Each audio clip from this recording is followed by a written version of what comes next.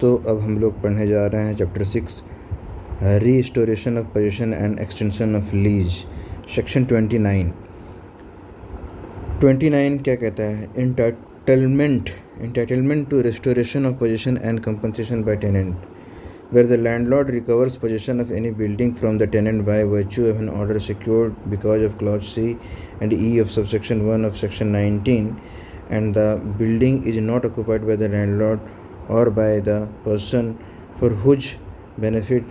the building is held within 3 months of the date of vacation of building by such tenant, or the building having been so occupied is re-let within 6 months of the date of such occupation to any person other than such tenant without the permission of the controller. The controller may, on the application of such tenant made within the 3 months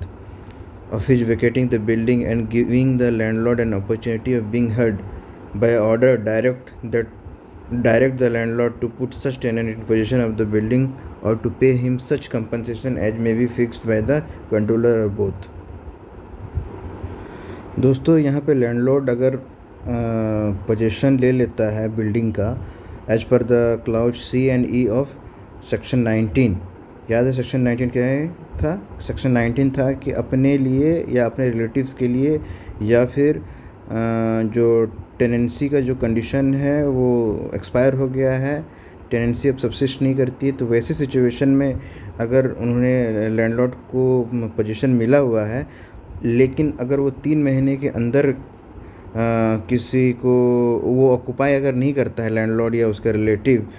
और या फिर 6 महीने के अंदर अगर उसको अगर फिर उससे किराए पे नहीं चढ़ाया जाता है, तो वैसे सिचुएशन में क्या करेगा कि कंट्रोलर को जो है टेनेंट जो है एप्लीकेशन लगाएगा 3 महीने के अंदर में, उसको खाली करने के 3 महीने के अंदर में, और उनको बोला जाएगा कि टेनेंट बोलेगा कंट्रोलर को कि मुझे रिस्टोर किया जाए फिर से उसी जगह पर, और नहीं तो वो कंपनसेशन भी टेनेंट को दिया जा सकता है, कंट्रोलर को। दोनों हो सकते हैं, बोथ कह रहा है, यानी कि पोजीशन भी रिस्टोर कर दिया जाएगा टेनेंट को और कंपनसेशन भी दिया जा सकता है टेनेंट को कंट्रोलर के द्वारा, अगर वो 3 महीने के अंदर में ऑक्यूपाई नहीं करता है या 6 महीने के अंदर पे फिर से वो किराए पे उस बिल्डिंग को नहीं चढ़ाता है। तो section 30 extension of period limited by lease. If a tenant in position of any building held on lease for a specified period intends to extend the period limited by such lease, he may give the landlord at least 1 month before expiry of the period limited by the lease a written notice of his intention to do so, and upon the delivery of such notice the landlord may renew the lease on the terms mutually agreed. अगर tenant जो है position को renew करवाना चाहता है तो जो expiry date है टेनेंसी ख़त्म होने का उससे 1 महीने पहले जो है रिटन नोटिस दे सकता है कि भाई मैं रिन्यू करना चाहता हूँ, और फिर लैंडलॉर्ड चाहे तो उस लीज को जो है रिन्यू कर सकता है एज पर द म्यूचुअली एग्रीड टर्म्स। ठीक है, फिर सबसेक्शन 2 में ये कह रहा है कि if the tenant fails to vacate the building on the termination of lease